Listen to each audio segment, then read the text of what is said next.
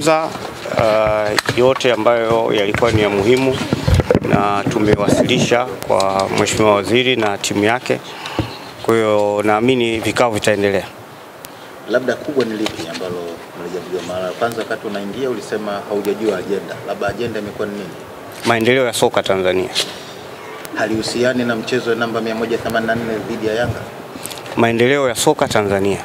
Kama yapi mwenyekiti?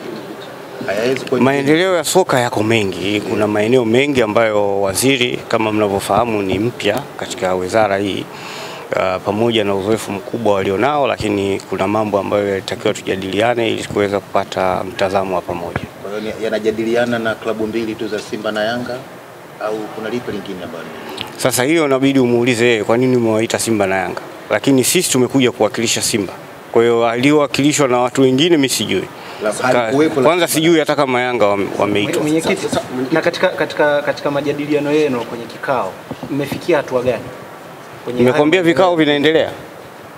Leo tumeanza kikao cha awali, tutafanya tena kikao wakati mwingine. Sawa, mwenyekiti, wakati Young Africans wanatoka walisema miongoni mwa kilichojadiliwa ilikuwa ni mchezo wenu wa Yanga na Simba. Labda nyinyi kwenye hayo majadiliano na kile ambacho ulichokisema kama ni maendeleo ya mchezo wa mpira wa miguu nchini, na ukasema kwamba waziri ni mpya kwenye wizara, kwa hiyo kuna mambo mengi ambayo alikuwa anataka kuyafahamu kutoka kwenu. Akijadiliwe iko kitu kwa sababu wao wamesema kimejadiliwa. Kikao chetu sisi hakihusiani na chao. Kama ingekuwa kinahusiana ina maana tungekaa pamoja. Kwa hiyo siwezi kujibia jambo ambalo sikulishuhudia. Wao walipokutana na waziri wanajua waliozungumza nayo, na kama wameeleza hivyo ni sawa. Lakini sisi tunachosema hayo ambayo nimewaeleza ndio ambayo tulijadiliana. Kwa hiyo hili alikujadiliwa la mechi ya Yanga na Simba namba 184? Hapana. Labda kuna mwanga wa maendeleo ya soka unayoona? Sasa hiyo itakuja kwenye tafsiri ya mwisho ambapo tutakuja kutoa taarifa ya pamoja. Sawa, mwenyekiti, hatima ya dabi yenu sasa imefikia wapi? Mamlaka si imeshasema mechi itapangiwa tarehe. Kuna haja gani tena ya kusema hatima? Kuna hatima gani nyingine? Hamna hatima. Hatima mpira utachezwa tu siku nyingine kama itakavyopangwa.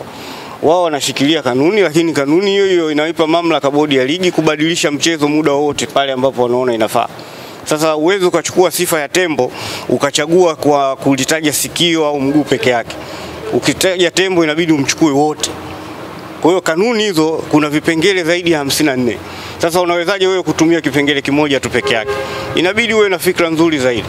Niwatakie jioni njema, asanteni sana.